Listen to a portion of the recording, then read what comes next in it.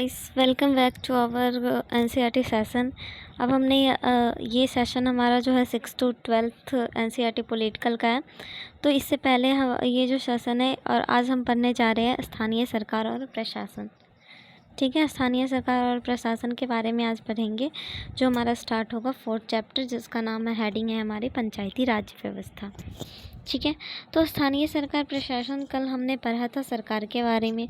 जब हमने सरकार के बारे में पढ़ा था तो हमने जाना था कि इस सरकार के 3 स्तर हैं। सरकार हमारे 3 स्तरों पर कार्य करती है। फर्स्ट स्तर जो है वो हमारे निचला स्तर, जैसे हम कह सकते हैं स्थानीय ये स्तर।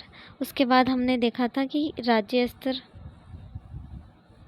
उसके बाद हमारा राज्य स्तर आया था, और तीसरा जो हमारा आया था वो देश के तौर पे स्तर, मतलब पूरे देश के स्तर पे हम कार्य करेंगे। तो ये जो चैप्टर है आज हमारा, इसमें हम देखने जा रहे हैं पंचायती राज। तो पंचायती राज होता क्या है, आज हम इसे देखेंगे। तो ये जो इसकी हेडिंग है वो कह रहा है, जब लोग अपना प्रतिनिधि चुनते हैं तो उसके बाद क्या होता है, ग्रामीण क्षेत्रों में चुने गए प्रतिनिधि के द्वारा कैसे निर्णय लिया जाता है। यहाँ हम सभी ग्राम सभा को देखेंगे, जिसमें लोग प्रत्यक्ष रूप से भाग लेते हैं और प्रतिनिधियों से जवाब मांगते हैं। तो इसके अंदर हम देखेंगे कि जब हम किसी भी तौर पे, या फिर एक छोटा सा समूह या फिर बड़ा सा, उसमें जब हम अपने प्रतिनिधि को चुनते हैं तो ये ग्राम पंचायत का ये सबसे अनोखा चीज़ होता है कि हम डायरेक्ट अपने प्रतिनिधि से वाद विवाद कर सकते हैं। तो यही इसमें एक कहानी की स्टोरी के माध्यम से बताया गया है कि कैसे हम ग्राम सभा की बैठक होती है, क्या होता है।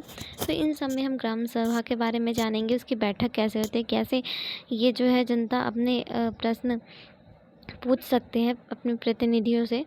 तो ये सारे चीज़ इसमें बताया गया है, जो कि हम इस सेशन में जानने का प्रयास करेंगे।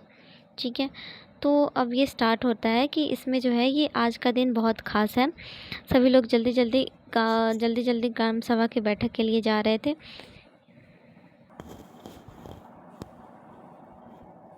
आज का दिन बड़ा ख़ास है, सभी लोग जल्दी जल्दी ग्राम सभा के लिए जा रहे हैं। क्या आपको पता है क्यों? क्योंकि पंचायत चुनाव के बाद आज पहली बार ग्राम सभा की बैठक हो रही है। हरदास गांव के लोग ये जानने के लिए बहुत उत्सुक है क्योंकि उनकी नई पंचायत ने उनके लिए क्या योजनाएं बनाई हैं। ये सारे लोग जो है बहुत खुश हैं, क्योंकि आज जो पंचायत चुनाव के बाद आज पहली बार ग्राम सभा की बैठक है। अब हम ये जानेंगे कि ग्राम सभा होती क्या है। तो ग्राम सभा एक पंचायती स्तर पर एक बैठक होती है, जिसके अंतर्गत हमने जो अपने प्रतिनिधियों को चुना है, जो जनता जो अपने प्रतिनिधियों को चुनती है, वो प्रतिनिधियों से वे प्रत्यक्ष रूप से वाद विवाद कर सकते हैं, उनसे पूछ सकते हैं कि हाँ, उन्होंने इतने दिनों में क्या विकास किया, आगे वो क्या करने वाले हैं, क्या योजनाएं बनाने वाले हैं। ये सारे कुछ वो अपने प्रतिनिधि से पूछ सकती हैं कि हाँ, गांव का विकास वे किस तरह कर रहे हैं, क्या फंड आया है, क्या कुछ, सब पूछ सकते हैं। तो अब ग्राम सभा की बैठक स्टार्ट होने वाली है, तो हम यह जानेंगे इस बैठक में होते कौन कौन है।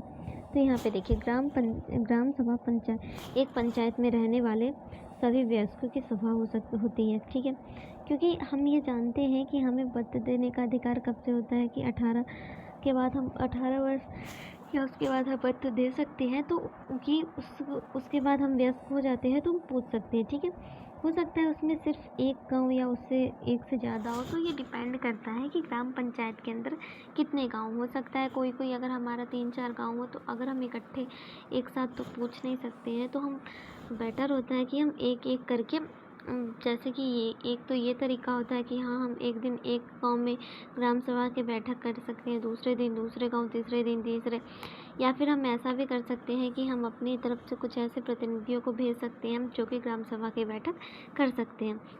जैसा कि उदाहरण में दिया गया है कि कई राज्यों में हर गांव की ग्राम सभा की बैठक अलग अलग होती है। ऐसा भी हो सकता है, कई राज्यों में होता है कि हर गांव में अलग अलग बैठक होती है। कोई भी व्यक्ति जिसकी उम्र 18 वर्ष या उससे अधिक है, जिसे वोट देने का अधिकार है, वो ग्राम सभा का सदस्य हो सकता है।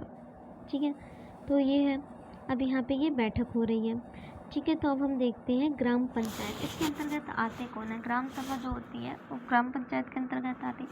तो इसके अंतर्गत हमारे आते हैं क्योंकि हम सब जानते हैं कि एक, जैसे कि ये हमारा, पहले तो हम जानते हैं कौन कौन आते हैं। तो इसके अंतर्गत हमारे आते हैं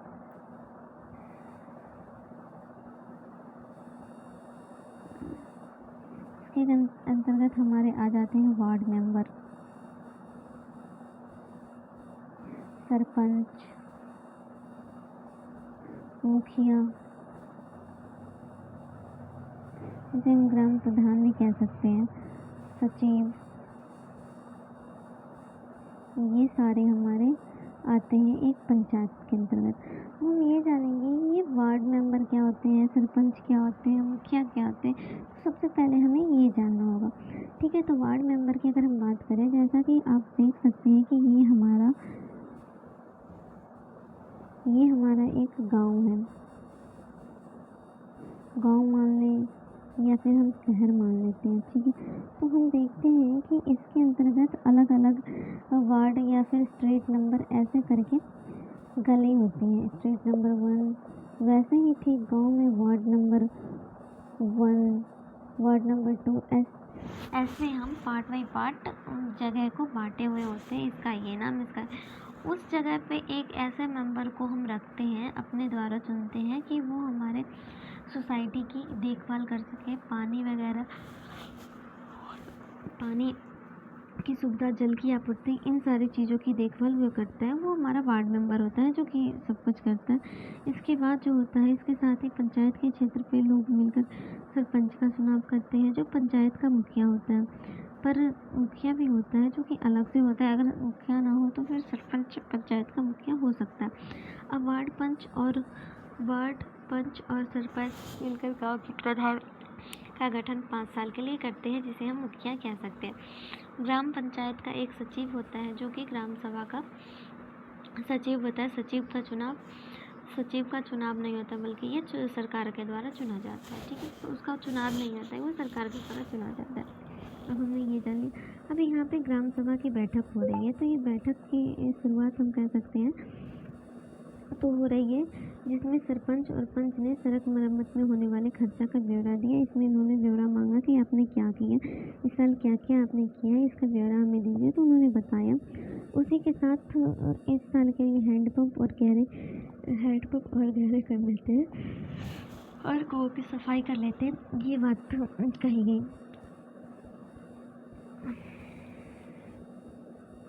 जैसे कि देखिए, जब इन्होंने ये बताया तो इसके बाद गांव में पानी की कम चर्चा पे बात होने लगी। गांव में रहने वाले तजिया ने बोला कि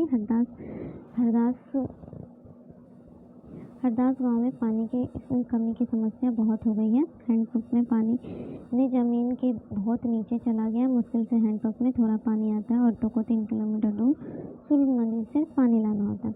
तो एक औरत थी तजिया, जिसने अपनी समस्या बताई कि हरदासपुर गांव में पानी की बहुत कमी हो गई है, पानी आता नहीं है हैंडपम्प से, जिसकी वजह से औरतों को 3 किलोमीटर दूर जाके पानी लाना होता है।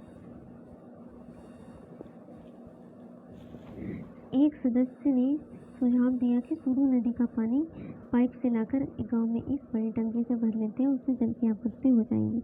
लेकिन दूसरों को लगा कि ये बहुत महंगा पड़ सकता है। उन्होंने कहा कि इस साल के लिए हैंडपंप और गहरे कर लेते हैं और कुएं को साफ कर लेते हैं। तजिया ने कहा, इतने से तो काम नहीं चलेगा, हमें कुछ पक्की व्यवस्था करनी होगी, क्योंकि हर साल पानी का स्तर नीचे गिरता जा रहा है। जितना पानी ज़मीन में रिस के जाता है, उससे ज़्यादा हम उपयोग कर लेते हैं। तो इसमें जो समस्या तजिया ने पहले बताया, तो उस पर एक सदस्य ने कहा, क्यों ना हम सुरू नदी से एक पाइप लाकर और एक बड़ी टंकी लगा के उसमें पानी इकट्ठा करें, ताकि सारे गाँव को पानी मिले। पर दूसरे ने कहा, ये पुख्ता व्यवस्था नहीं है, हमें इसके अलावा हैंडपम्प को और गहरा करना चाहिए और कुएं को साफ़ कर लेना चाहिए। पर इस पे फिर से तजिया ने कहा कि नहीं, इससे काम नहीं चल सकता, क्योंकि क्योंकि हर साल पानी का जल स्तर जो है वो नीचे ही जाता जा रहा है, क्योंकि जितना पानी रिसता नहीं उससे ज़्यादा हम उसका उपयोग कर लेते। तो एक तरफ आप देख सकते हैं कि तभी एक ग्राम सभा के एक दूसरे सदस्य अनवर ने बताया कि उसने महाराष्ट्र के गांव में पानी संरक्षण के नए तरीके देखे हैं। वो उस गांव में अपने भाई से मिलने गया था। उसको जल संवर्धक विकास कहते हैं। उसने कहा था कि सरकार ने इसके लिए पैसे भी दिए थे। उसके भाई के गांव में लोगों ने पेड़ लगाए, नाले पर चेक डैम यानी कि छोटे छोटे बांध बनाए और टंकियां बनाए। सबको अनवर का विचार बड़ा अच्छा लगा और सबने ग्राम पंचायत को इसके बारे में पता करने के लिए कहा। तो एक तरफ आप ये देख सकते हैं कि इसमें बताया गया है कि ये जब ये ग्राम सभा जैसी बैठक होती है तो उसमें बहुत सारे पर्सन आते हैं, ताकि इस सभा का एक बेनिफिट हमें ये होता है ताकि हम अलग अलग लोगों के विचार जान सकते हैं किसी भी मुद्दे पर जो कि हमें नहीं मिल पाता है, और हम इससे अपनी समस्याओं को बहुत आसानी से सुलझा सकते हैं। जैसे कि यहाँ पे हरदासपुर गांव के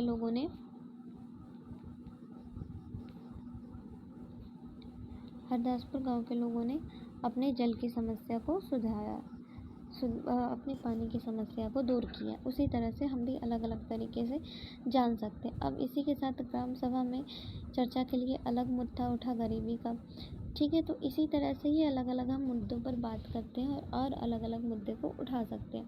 अब हम जानते हैं ग्राम पंचायत, ग्राम सभा तो हमें पता लग गया। अब ग्राम पंचायत पूरे गांव के हित के लिए निष्पक्ष रूप से काम कर सके, इसके लिए वो ग्राम सभा की महत्वपूर्ण भूमिका है। तो ग्राम पंचायत जैसे पूरे जो गांव जो होते हैं वो इस सारे एक समूह मिलकर ग्राम पंचायत का निर्माण करते हैं, और उसी के अंतर्गत हम एक ग्राम सभा नाम की छोटी बैठक करते हैं जिसका प्रधान हमारा सरपंच होता है। और ये आप ये कह सकते हैं कि हर गांव में या फिर अलग अलग क्षेत्रों में ग्राम पंचायत की बैठक या तो हम एक साथ कर सकते हैं, नहीं तो अलग अलग क्षेत्रों में यहाँ पे कर सकते हैं ग्राम पंचायत की बैठक। इस बैठक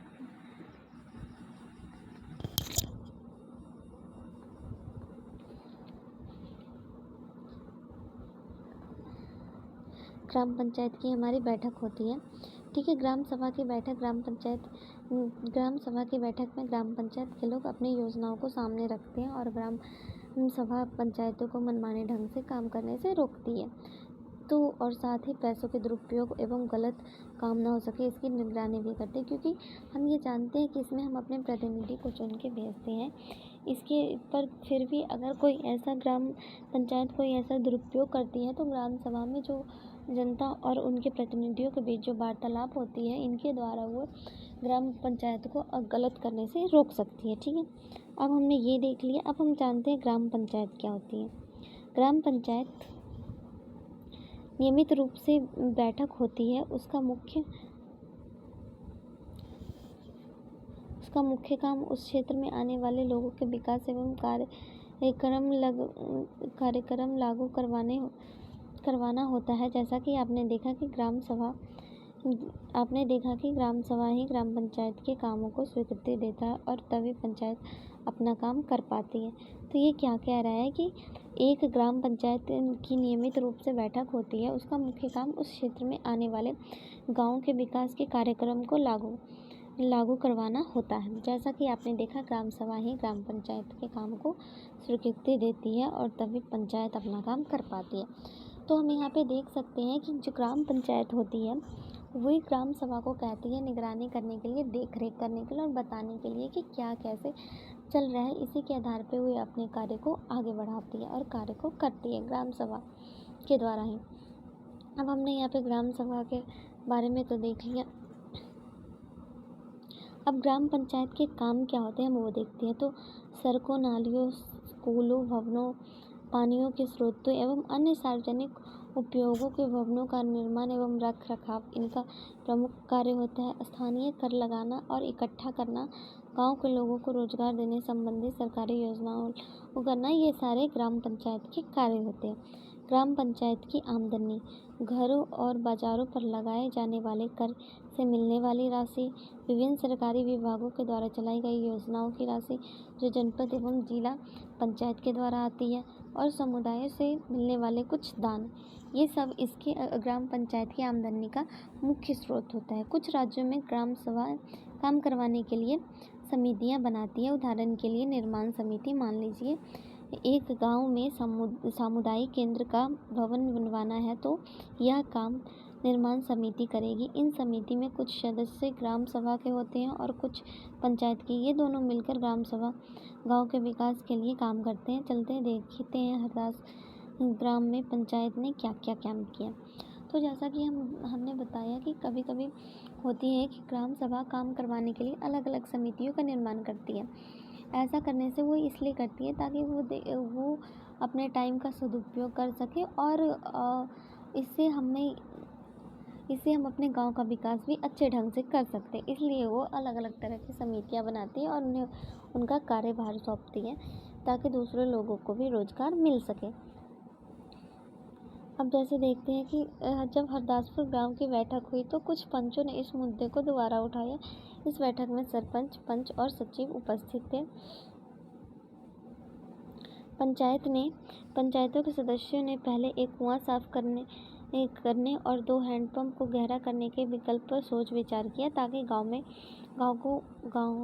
गांव को पानी के बिना न रहना पड़े।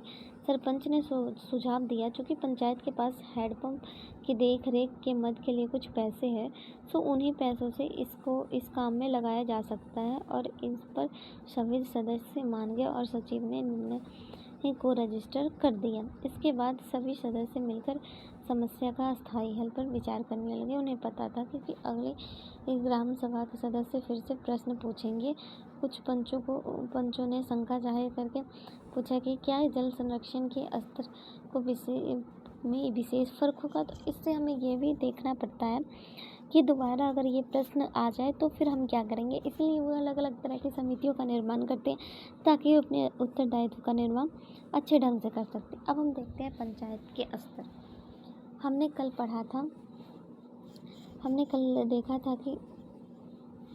देखा था कि कल सरकार के हमने 3 स्तर को पढ़ा था।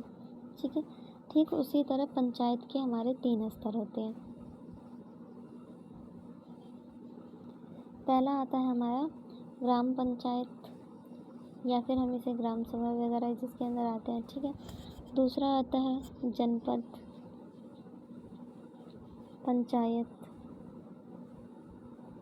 जो हमारा प्रमंडल आता है जिसे हम प्रखंड कहते हैं।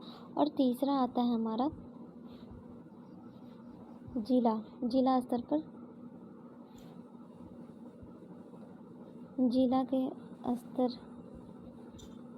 पर जिला परिषद, जिसे हम जिला परिषद कहते हैं, ये आता है हमारा। ये इसके 3 स्तर होते हैं। अब हम देखते हैं हरदासपुर गांव में ग्राम सभा एवं ग्राम पंचायत के पढ़ने के बाद आपको समझ में आ गया होगा कि ग्राम पंचायत एक ऐसी प्रक्रिया है जिसके द्वारा लोग अपनी सरकार में भाग लेते हैं। ग्रामीण क्षेत्रों में ग्राम पंचायत लोकतांत्रिक सरकार का पहला स्तर है।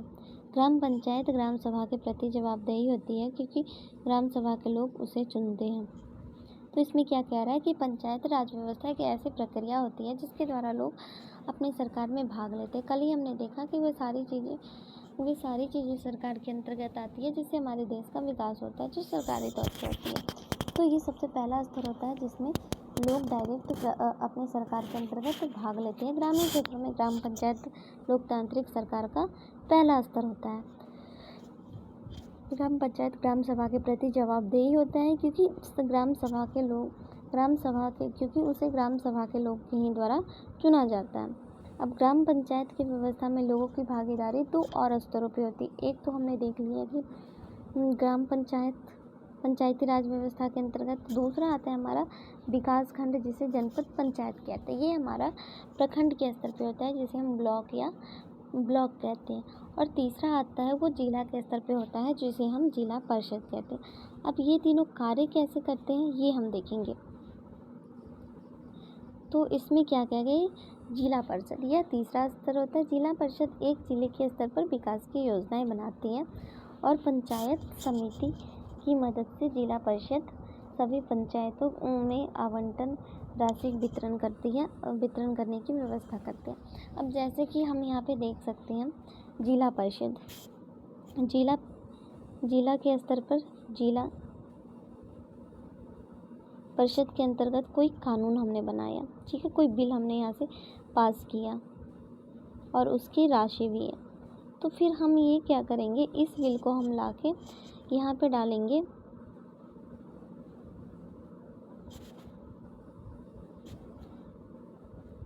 अब ये बिल यहाँ से पास हो गया, उसके बाद ये बिल हमारा आएगा प्रखंड के स्तर पर, जिसे हम कहते हैं, जिसे हमने जनपद परिषद कहा है,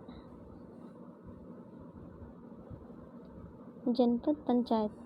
अब ये बिल यहाँ पे आएगा, यहाँ पे सारे ग्राम पंचायत जो हैं ये सारे उनके प्रतिनिधि इकट्ठा होंगे और उनमें इस आवंटन राशि को बराबर हिस्सों में उनके कार्यों के आधार पर बांटा जाएगा और फिर वे उस राशि को ले जाके अपने ग्राम पंचायत में उसके विकास करेंगे। तो ये हमने जाना कि ग्राम पंचायत किस प्रकार अपने कार्य को करती है और कैसे करती है, ये सारा आज हमने इस स्थानीय सरकार के अंतर्गत जाना है।